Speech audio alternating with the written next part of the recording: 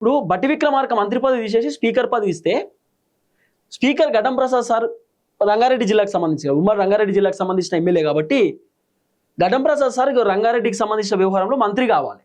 మరి ఘటం ప్రసాద్కి మంత్రి పదవి ఇవ్వాలంటే డిప్యూటీ సీఎం పదవి నుండి తొలగించాలి, మంత్రి పదవి కూడా తొలగించాలి. ఎందుకంటే సేమ్ క్యాస్ట్, ఘటం ప్రసాద్ అన్న సేమ్ క్యాస్ట్, బట్టన్న కూడా సేమ్ క్యాస్ట్.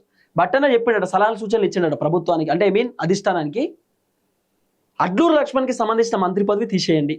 అడ్లూరు లక్ష్మణ్ అనకు పాపం రీసెంట్గానే మంత్రి పదవి వచ్చింది. ఆయన కూడా ఎస్సీ సామాజిక వర్గం, దళిత బిడ్డ.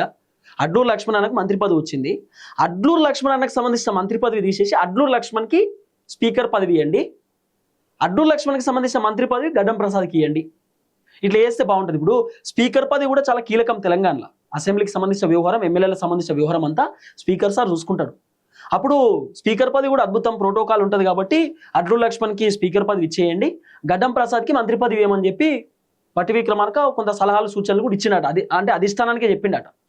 తర్వాత మంత్రి పదవులకు సంబంధించిన వ్యవహారం గురించి బట్టన మాట్లాడినట్టు ఏమని, ఇంకా 2 మంత్రి పదవులు ఖాళీ ఉన్నాయి, 2-3 తీసేయాలని రేవంత్ రెడ్డి అంటున్నాడు. అంటే అధిష్టానం బట్టనతో చెప్పినట్టు తీసేయడం ఏమి ఉండదు, ఎవరు మంత్రి పదవులు అట్లనే ఉంటాయి, ఎవరిని తీసేసినా కూడా డిస్టర్బెన్స్ క్రియేట్ అవుతుంది, ప్రభుత్వంలో ఇబ్బంది అవుతుంది, ఎవరిని తీసేసేది లేదు అని చెప్పి హైకమాండ్ కూడా క్లియర్గా చెప్పిరట బట్టనకు.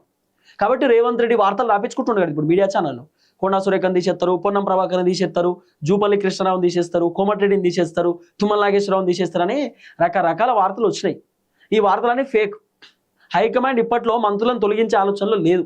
ఇంకా ఉన్నదే 2.5 సంవత్సరాలు. ఇప్పుడు మంత్రులను డిస్టర్బెన్స్ చేస్తే మొత్తం పెంట అవుతుంది రాష్ట్రంలో, ప్రభుత్వం ఆగమాగం అవుతుంది. మంత్రులు చూసుకుంటూ ఉండరు కదా, ప్రభుత్వాన్ని ఎప్పుడు కొలాబ్ చేయాలని అనుకుంటారు ఒకవేళ మంత్రి పదవులు తీసేస్తే. కాబట్టి ఖచ్చితంగా అధిష్టానం మంత్రులను టచ్ చేసే ఆలోచనలో లేరు, అట్లీస్ట్ షిఫ్లింగ్ చేసే ఆలోచన కూడా లేరు. మంత్రి పదవులు ఈ పదవి ఇంకోళ్ళకి, ఇంకో పదవి ఇంకోళ్ళకి, ఇట్లా పదవులను మార్పిడి చీరిపిడి చేసేటటువంటి ఆలోచనలు కూడా లేరు.